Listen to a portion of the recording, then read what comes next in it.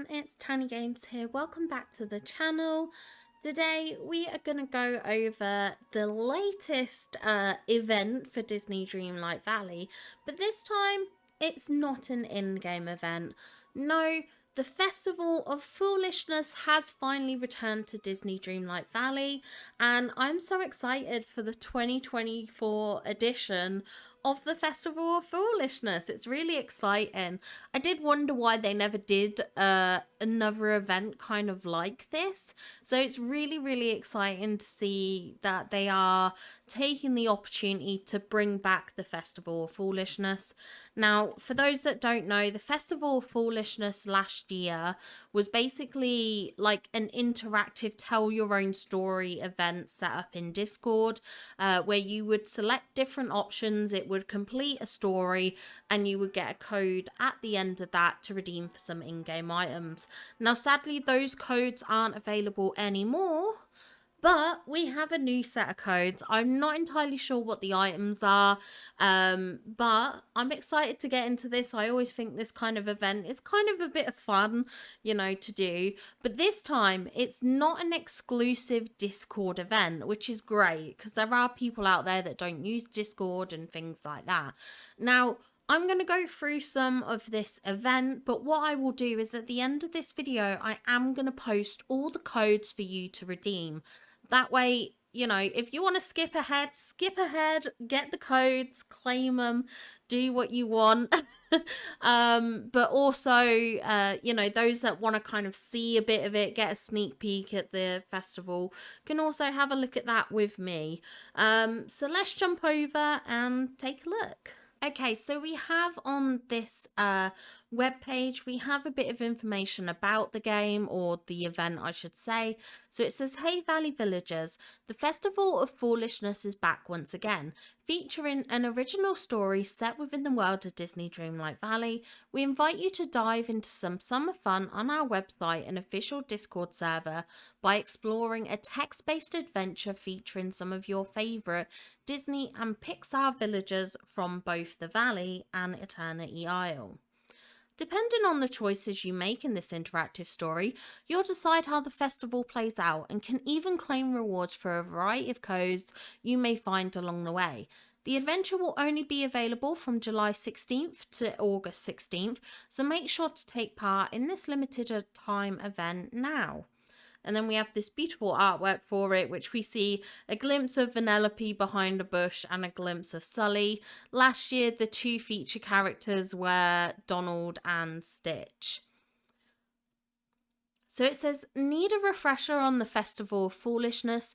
While you don't need to have participated last year to play, we've got you covered below.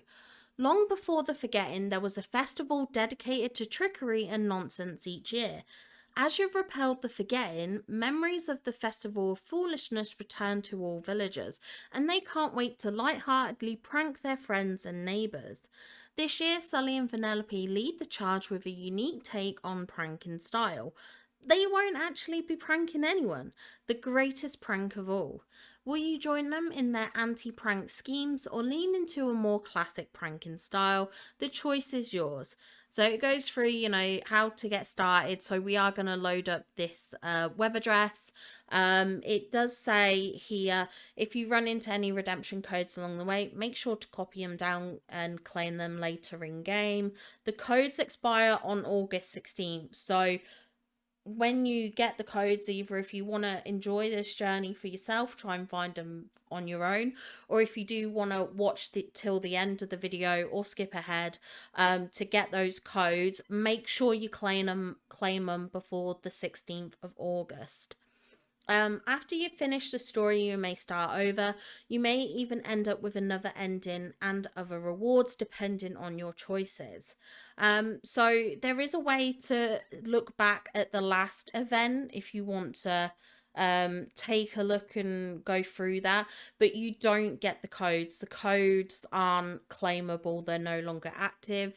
And then there's a few frequently asked questions and stuff like that, like do you need to have participated before and other things like that. So obviously feel free to have a read through of this. I'll keep the web address link in the description below, just in case any of you want to check this out for yourself. But let's open up this web page and let's begin. Okay, long before the Forgetting, there was a festival dedicated to trickery and nonsense each year. As you've repelled the Forgetting, memories of the festival of foolishness return to all villagers, and they can't wait to lightheartedly prank their friends and neighbours. Depending on the choices you make in this interactive story, you'll decide how the festival plays out, and can even claim rewards for a variety of codes you may find along the way. This adventure will only be available from July 16th to August 16th, so make sure to take part in this limited time event now. You yawn, sun dappling your face through the trees as you stretch luxuriously. I have no idea what stretching luxuriously is, but apparently we're doing that. Even the stone and wood furnishings in Dreamlight Valley are absurdly comfortable, and it's hard to resist the urge on occasion to take a nice afternoon nap. But now you notice two shrubs, one quite small and one quite large, that you're reasonably sure weren't there when you sat down. The smaller shrub twitches a little as if full of unbounded energy, and you hear the larger shrub whisper, "Remember, sneaky feet." I can see the both of you there. You cross your arms and stand up as you speak. Nobody's getting the drop on you today. In response, Penelope's angry face pops up through the foliage of the smaller shrub. "Sully, you said your sneaky feet would grant us at least a plus 10 stealth bonus, but we've been totally made." In response, the larger shrub shakes a little, and the blue and purple furred form of Sully is visible for a short moment through the leaves. "You're doing great so far, but it takes a while to properly master the art of sneaky feet. I had Mike drilling me on them every night for ages." "Want to come out now?" You hear a groan of frustration come from the smaller shrub, and after a moment, Penelope and Sully burst out from their hiding spots. Penelope brushes a stray leaf from her shirt and looks up at you. "Now, tell me, chum, how did you just feel? Did you feel pranked, or were you overcome with the fear that a prank might be coming your way?" Definitely worried about what you were planning." Penelope grins and pumps her fist in victory. "Yes, that's one down." "Wait, is it the day I think it is?" Sully chuckles, his powerful voice rumbling the air around you. "Yep, it's the Festival of Foolishness. I'm giving Penelope a hand with things this year, and she has got big plans." Penelope gives you a mischievous grin and crosses her arms defiantly. "Humongous plans. Stitch and Donald won't stop talking about how they pranked everyone last year, so we're going to show 'em up." You scratch your head a little confused by this development. "You're gonna prank everyone by disguising yourselves as shrubs?" Penelope laughs, a mischievous twinkle in her eyes. "Nah, we're gonna prank everyone by not pranking them." "Go on." Sully gives Penelope a light pat on the shoulder as she puts on her best mischievous grin. "She's got a pretty great idea. If you look around, everyone's on edge right now, wondering if they're about to be pranked, right? But then they see us clearly up to something, and well, let's just say it takes me back to my MU days when I was taking a lessons in dramatic tension class." Penelope jumps up and gives Sully a little high five, and a 16-bit fanfare plays. "Exactly. I've got the radical creativity and the big guy's got the book learning. We're a perfect team. Want to join us in our non-pranking pranks?" "Sounds great." "Excellent choice. I always knew you were a prankster at heart." Penelope seems overjoyed that someone is joining her and Sully's odyssey of abstract pranking. She glances over her shoulder at Sully. "Let's go, Solster. Foolishness awaits." And with a flourish, she and Sully vanish into the foliage. They trundle off into the distance, and you hear Sully coaching Penelope in the use of sneaky feet. Your mind a world with possible abstract pranks, you stretch your legs and head into the centre of the valley. You see Daisy, who seems to be constantly looking over her shoulder. "Hi Daisy, how are you?" Daisy jumps at your cheerful call and turns to meet you. She smooths her blouse, clearly trying to manage some worries. "Oh, hello. Sorry if I seem a bit skittish. It's just that I've heard things about today. Apparently, it's a yearly holiday involving playing horrible tricks. Who would think of such a thing? Daisy has angrily placed her hands on her hips. Clearly, she is not pleased.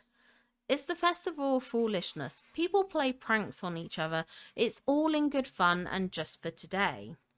Daisy heaves a dramatic sigh and turns to look over the rest of the valley, where you can just make out people going about their business.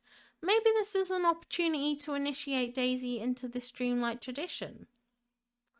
I'm tempted to do a classic prank, but like Sully and Vanellope want to do the whole abstract thing, so let's do abstract. Word to the wise, you say, trying to hold back a smirk. I think you've already been pranked. What? Shouts Daisy, spinning to face you. You're not sure, but you think that some of her feathers are beginning to turn red with a very Donaldian rage. Yeah, I think Vanellope and Sully have hidden something in your shop. I saw them earlier and they seem pretty proud of themselves. Daisy sighs in defeat and then looks back out towards her boutique. Fiddlesticks, I just did my weekly full shop organisation. I have to tear the whole place apart. Now where did Donald go? He can help me with this. You give a sage nod, trying to conceal your amusement. Totally. Good luck finding him. Daisy gives you a wave as she rushes off, trying to find Donald and put him to work. You stretch your arms. This seems like a good start. And here's our reward code, our first code, which is FOF Souffle 24. I was going to say souffle, and I was like, what's a souffle? Souffle 24. As you head off to find someone else to prank, you notice a basket of freshly baked souffles on the ground. You're not sure where they come from, but you grab a couple to keep you energized for the day of prank you have ahead of you. Time to see who else to prank. A grin of mischief spreading across your face, you find a good vantage spot and look down into the valley, spying which villagers are about and possibly the next recipients of a fun prank you see. Jack Skellington is being harangued by Gaston as the skeleton struggles under a barbell loaded with coconut weights. Belle is deep in conversation with Stitch, diligently taking notes as he speaks. Mike Wazowski stands watching the beast perform the same action over and over again, occasionally offering comment, and Remy has opened a cookbook larger than himself and seems to be showing certain pages to Eve. Okay, I think we're going to go see Jack Skeleton and Gaston. Come on, one more, that's it, you've almost finished. You amble down into the plaza where you find Gaston bellowing at Jack Skeleton, who's currently stretched out under a dumbbell. Hey you two, what's going on? Gaston turns towards you with his usual swagger. I have started a fitness course and Jack here is the first student. Those bony arms of his are painfully thin, but with my training he'll soon have proper muscle. You glance over to Jack, who is now easily pumping the dumbbell up and down with one arm. Oh, how is Jack progressing? Gaston turns back and in an instant Jack is back under the barbell, his skeletal frame shaking with faint effort. Not well, I'm afraid. Sully and Vanellope were skulking about before. I think they're up to something and it's rather distracting, but Gaston won't let me give up. Would you like to help? You glance between the frustrated Gaston and the mischievous Jack Skeleton, trying to decide of your course of action. Sure, I've got an idea. Okay, Gaston absolutely needs to be pranked. Let's do this. Obviously, the correct choice is Gaston. Regardless of how nice people are to him, his arrogance continues unabated. So you figure it's time that he be taken down a peg or two. Now to think of the perfect type of prank for Gaston. See, I'm tempted to do a classic prank, but let's mess with his head. Of course, it needs to be something that messes with Gaston's head. You pause for a moment to think and then it hits you. Hey Jack, it looks like you're not seeing much in terms of gains, are you? Jack shoots you a quizzical look, but after a wink he grins and follows along with your plan. No, nothing. We've been at this all morning. Gaston scowls, crossing his arms over his chest. Clearly, this is all your fault. When I train others, I always see impressive neck results in under an hour. Jack heaves a dramatic sigh and circles his spinal column between his thumb and smallest finger. No change here, still just bones. You sigh as well and turn back to Gaston. Little warning, Gaston, you say in a stage whisper, making sure that Jack hears you. I think that Jack has been making friends with Maui. I'm sure you don't want Maui hearing about your lack of training skills. Gaston blanches in horror and turns back to Jack. Keep going, Jack. I know that you've got your impressive net gains are right around the corner. Jack feigns difficulty with the current weights. Perhaps I need some motivation. Can you sing? Gaston's eyes seem like they're about to burst from his face. Sing? Why would I sing? You shrug and help Jack reset the weights, offering a thought. Well, I know that Maui is quite the musical demigod. If musical motivation is what Jack needs to work out properly, I bet Maui would be happy to help. You and Jack hold back laughter as Gaston looks horrified and begins doing vocal warm-ups. No, I can do this. Me, me, me, me, me, me, me, me, me. Stay here, Jack. No need to talk to Maui about this. La la la la la. Smiling with a job well done, you continue along into the valley, eyes open for another person to prank. As you leave Jack and Gaston, you stumble upon a pile of iron and coconuts oddly lashed together. You imagine this must be one of Gaston's failed attempts at making new workout equipment to help Jack. Guessing he won't miss them anytime soon, you stash his contraption. It might come in handy for a future prank. And here we have another code for you. You continue your wandering throughout the valley, pleased with your successful pranking. After a short while, you come across Merlin, who seems hard at work. Hey Merlin, what are you up to today? Merlin looks at you with suspicion, fingers combing through his beard nervously. Normally I would be delighted to confide in you, but today, well, I find myself quite suspicious of everyone. Sully and Vanellope at the very least are up to something, and it worries me. You give a cheerful laugh and approach with a reassuring gesture. It's okay, Merlin. I'm not helping them prank people. You can tell me. Well, I suppose if I can trust anyone, it's you, Merlin says with a sigh. You see, I'm trying to get ahead of the other villagers and prank them before they prank me. You nod sagely. Very wise, Merlin. We don't want you getting pranked again. But that's not exactly honest, and you're already thinking of ways to prank Merlin. Let's mess with his head. You know, you say adopting a conspiratorial tone. I should probably tell you Sully and Vanellope are indeed up to something. Merlin leaps up with excitement. I knew it! I spotted them sneaking about, looking as guilty as my sugar bowl when it drowns my tea. What do you think they're planning? You rub your chin in faux contemplation. Hard to say. Maybe Sully is getting back to his roots as a scarer and showing Vanellope the ropes. But is that maybe too obvious? Merlin nods, beginning to look more and more worried. Yes, I wouldn't be surprised if they're trying to mislead us with one prank, only to surprise us with another. Perhaps Vanellope seeks to pixelate the dreamlike wells, or maybe Sully's trying to change Remy's stock for Monstropolis ingredients. You sigh heavily, shaking your head. I wouldn't be surprised at all. You should keep your eyes open, Merlin, so they don't catch you unaware. How right you are. Thank you, my friend. I'm glad I have nothing to fear from you. Still, who knows what other pranks are afoot? Content you won't be pranking him this year, Merlin shares a small gift with you, a collection of dream and night shards to aid in your own pranks. You frown, feeling a twinge of guilt at how worried Merlin seems now. Should you come clean and tell him about Vanellope and Sully's real plan? Or perhaps this is the price all the villagers must pay for a proper festival of foolishness. Let's stay silent. Merlin, you say hesitantly. Yes, replies Merlin. Oh, they missed the N. You missed the N here. Yes, Merly, kindly. Replies Merly kindly. Watching you to see what you say. Have a good festival. Merlin's eyes narrow. Is he on to you? Thank you, my friend, he replies. Oh, and higatus figatus. Magic surges around Merlin and you, swirling into the air and sets off into the valley. You said, slightly worried. What was that, Merlin? Merlin just gives a grin in response. Oh, I'm sure you'll find out later. Goodbye for now. You shrug as Merlin walks off, humming a tune under his breath.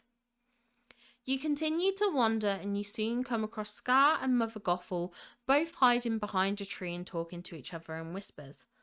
"Hi Scar, hi Mother Gothel," you say as you approach. "How are you two doing today?" "Oh, it's you," says Scar with his usual sneer. "Are you enjoying the festival?" "How can you be?" says Mother Gothel with a laugh. "I'm sure you're falling for every prank there is." You're about to reply when she waves your response away with a dismissive gesture. "Oh, don't look so sad. I'm just teasing." You sigh, rubbing at the bridge of your nose to deal with the headache that always seems to threaten when you speak with Mother Gothel. "I guess you two are planning a prank as well?" you ask, crossing your arms. "Indeed," rumbles Scar. "We are devising a prank for Simba and Rapunzel. Would you like to exchange ideas?" "Of course you'd love to help," laughs Mother Gothel as she steps up to your side. Her next words a whisper in your ear. "I'm actually working on something for this arrogant alley cat. Be a dear and help me out, won't you?" You give Mother Gothel a glance with a raised eyebrow, and she continues to laugh and walks aside for a moment to pick a flower. Scar takes this moment to draw closer to you as well, his deep voice a soft rumble as he whispers as well. "I'm sure you can appreciate how infuriating that woman is. Help me turn the tables on her." Well, now this poses some opportunities. Two villains, both hard at work trying to prank each other while pretending innocence. You can work with this. "I have to prank both at once. We gotta do it. We gotta do it." You barely have to consider before you realize that this could be an opportunity to prank both at once. It might stretch your pranking skills to their limits, but the chance of foolishness is just too high. But how to prank both at once? Let's mess with their minds. Okay, the pair exchange a glance and draw closer. Well, I've been thinking, what if something happens and I get locked out of Dreamlight Valley again? We need to have someone ready to defend the valley should any catastrophe occur. I've been thinking that I need to name an official heir, and I think it should be one of you two. Scar nearly begins to purr, and Mother Gothel puts on a concerned look that only barely disguises her greed. "The thing is," you continue, "I'm still not sure who I should pick. I think you two should discuss it and decide who's more worthy of being the Dreamlight ruler." "Of course it should be me," says Scar, raising a paw to his tawny chest. "I'm from a great line of kings, and am quite familiar with what it takes to rule over others." "Don't be ridiculous," says Mother Gothel, stepping forwards. "Obviously you need someone brilliant, someone adept at convincing others to follow their lead. I'm clearly the better candidate." Scar snarls, looking like he's about to pounce. "We all know how you treated Rapunzel," he says with disdain. "Is that how you would treat the other villagers?" "Oh," replies Mother Gothel, waving away Scar's point. "Can you imagine how wretched that poor girl would have become without me? I made her everything she is today. Besides, if we left the valley in your paws, it would be a wasteland in no time." You grin and begin to tiptoe away, a chorus of squabbling villains slowly getting quieter behind you. As you continue on your way, you almost crash into what you're pretty sure is supposed to be Ursula, but built out of snow and bits and bobs from around the valley. Sensing this was Olaf's attempt at giving someone a good scare, you decide you can't have Ursula stumbling upon it and unleashing her own pranks on the valley, or adding Olaf to her garden. You rearrange the sculpture to resemble Maui, pocketing some of the materials. Best case, Maui loves it. Worst case, he complains Olaf didn't capture his true impressiveness in snow form. As you return to the plaza, you see that all the villagers have gathered and are hotly discussing something. Merlin, Sully and Vanellope seem to be at the centre of things. What's happening? You walk in closer. "They hid my microphone," shouts Remy angrily, pointing a tiny finger at Vanellope and Sully. "And they replaced my trivia book with a book of incorrect trivia," bemoans Olaf. You reach the group and sidle into the mass of people. "Hey, what's going on here?" you ask. "It's Vanellope and Sully," says Elsa with a frown. "Their pranks have been a bit extreme. One of my ice sculptures is... Actually, I'd rather not say." You shoot a glance at Vanellope and Sully, who seem both confused and alarmed. Sully, Vanellope, did you actually pull off these pranks? I thought... No way, says Vanellope with an angry stamp of her foot. The whole point of our prank was that we weren't doing the pranks for real. Then what happened to my microplane, shouts Remy. Wait, did he say microplane? Yeah, he did. What's a microplane? Why did I think he said microphone? Okay, they hid his microplane. Okay. In the mess of voices, you begin to hear a low chuckle. You peer through the crowd and to your surprise, find that Merlin has been quietly laughing this whole time. Merlin, you say, drawing closer. What's going on? Do you know anything about this? It's my finest work yet, he crows, hopping from one leg to the other in joy. An incredible experimentation with dreamlike magic for a wonderful cause. Foolishness. What did you do? Oh, it's simple, he continues with a knowing wink, though it did require magic involving multiple alternate dimensions. I made all of Sully and Vanellope's pranks real. You can't help but laugh. The prankers trying to trick people by not actually pranking ended up pulling pranks without their knowledge. Vanellope laughs and walks closer to Merlin. Nice one, Beardy. I can't even complain about it. You really got us. Oh yes, says Merlin with a chuckle. I certainly had my work cut out for me, trying to figure out your plans. Merlin turns to you with a mischievous look in his eyes, and well, perhaps this all deserves one last prank. Merlin whispers another magic word and you feel dreamlike magic dance around your mouth. Oh, you say, how did you odd? I don't even, this has to be something backwards.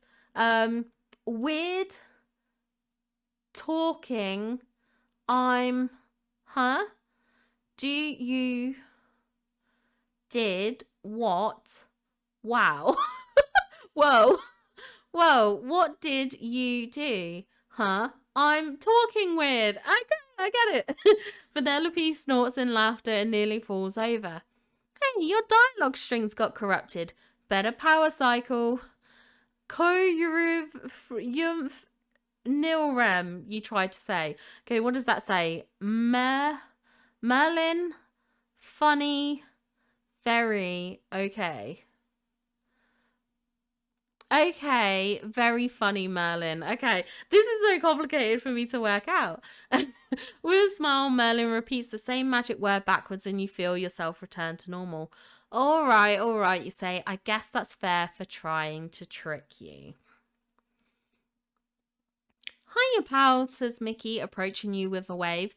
Now that the mystery of Vanellope and Sully's pranks has been cleared up, we thought we'd discuss who had the best foolishness of the day. Daisy steps forwards, and though she shoots you a little glare, it quickly turns into a smile. As the first person to be pranked, she says, I'm quite happy to announce that you have reached the peak of foolishness today. But what kind of foolishness? Did you follow the classic line of pranks? Or like Vanellope and Sully, did you try to turn over a new leaf for foolishness? I've been canvassing the valley and interviewing everyone I found. Based on my interviews, Daisy continues, I'd say you've unveiled a new path to foolishness. The experimental pranker. A reward for you will be arriving shortly. Okay, a reward? That's an unexpected surprise. You smile and wait as the villagers start to line up. First is Daisy, who hands you a furniture pouch. I had to think quite a while to decide on the perfect gift for the perfect prankster, but I think I've got it. This is for you. You thank Daisy and take the pouch, open it up to see... I've just read ahead. Opening it up to see dreamlike magic swell and manifest an L-shaped couch. Oh, thank you, Daisy. It's lovely. Daisy smiles and steps aside. Next up is Anna. I've got something for you too. It's not a sandwich, but it's just as good. You receive another furniture pouch and open it to find another L-shaped couch. You grin as the villagers begin to titter. Next up is Eve. Directive, she says, handing over a third pouch, which predictably contains another L-shaped couch. You groan as villager after villager comes forward to hand you a pouch containing yet another L-shaped couch. Before long, the plaza is crowded with couches and you begin to think of an idea. go along with anti-prank? Okay. As the parade of couch gifts finishes up, you hold your hands up for silence from the giggling villagers. Thank you, everyone, for these lovely gifts. I think I know just what to do with them. From in the crowd, you hear Woody ask, "Are you going to put them all in your house?" And the giggles start up again in response. You smile and wait for the chaos to calm down, then raise your arms up once more, marshalling dreamlike magic. As one, the dozens of couches rise into the air. The villagers gasp as they revolve around them before finally settling down into a vast maze. It reminds you somewhat of a hedge maze, but made of upholstered furniture instead. "Buzz, where did you go?" you hear Woody call. "Over here. Stay where you are, Sheriff. I'll find you." You laugh as the confused calls turn into delighted joking as the villagers move through the maze, meeting each other and slowly spilling out to the exit where you wait, lounging on the last L-shaped couch that remains outside the maze. Merlin exits first, chuckling. Well, that's what we get for trying to prank the best prankster in the village. The end. And here's another code we've got, and with the foolishness concluded, you begin to feel tiredness overtake you. You head back to your house to resume your pleasant nap from before, possibly to dream of what foolishness awaits you next year. And we got the anti-prank ending. Now, it does seem like there's different endings, there's different wards, so we only have 5 codes through this one, and there are a total of 9. I love that they have this little check thing here, so we can see all the different ones that we've redeemed, or, well, not really redeemed, that we've come across. So that's great. But let's jump back over to Dreamlight Valley. Let's claim the codes, just so we can see what exactly we have. Okay, so we are back in the game, so we're going to claim the codes individually, one by one. So we have FOF, which stands for Festival of Foolishness, and then we have Souffle, and we have 24 at the end. The 24 is just for the year, so that's been claimed. Our next option is Workout, and that's got 24 at the end. Okay, then we have Shards. I believe this is one that we did get. And then FOF Snow. I feel like the Flowers one and Gems one we don't have. I assume that's because we didn't go to certain villagers when going through the storylines, perhaps.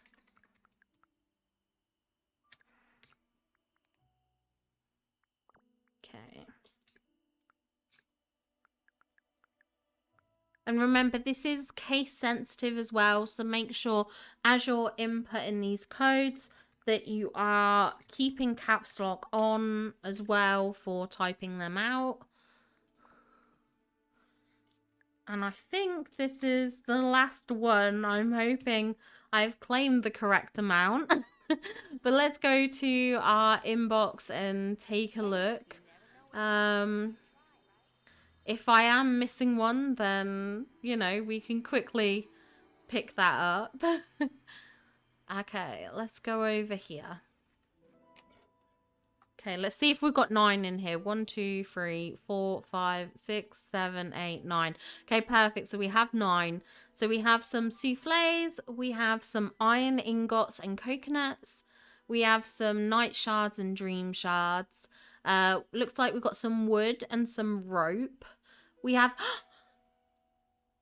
some moonstones. They gave us moonstones. Oh my goodness. Okay.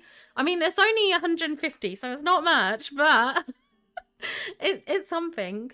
Oh, we have some flowers. Flowers are good to have. Oh, another like set of moonstones. How cute. Okay. I wonder what that was for. Is that for prank or...